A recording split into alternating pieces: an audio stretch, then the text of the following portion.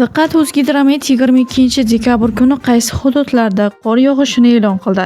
Assalomu alaykum, hurmatli tomoshabin, kanalimizga xush kelibsiz. Agar kanalda yangilardan bo'lib turgan bo'lsangiz, obuna bo'lib qo'yishni unutmang. O'zgidromet 22 dekabr qaysi hududlarda qor yog'ishini e'lon qildi. Toshkent shahri havo o'zgaruvchan bo'ladi. Yog'ingarchilik kutilmaydi. Kechasi va ertalab tuman tushishi mumkin. Yo'llarda ba'zi joylarda yaxmalak kuzatiladi. Harorat kechasi 3-5 daraja sovuq, kunduzi 4 daraja iliq bo'ladi. Qoraqalpog'iston Respublikasi Xorazm viloyatida havo o'zgaruvchan bo'ladi. Yog'ingarchilik kutilmaydi. Ba'zi joylarda tuman tushishi mumkin.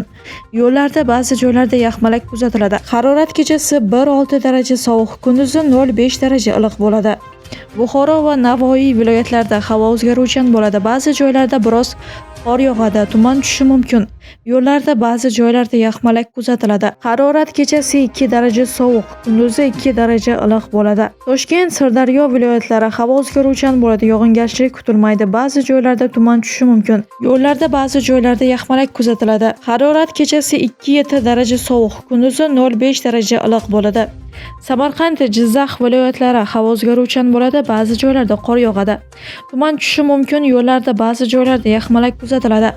Harorat kechasi 2-7 daraja sovuq, kunduzi 0-5 daraja iliq bo'ladi.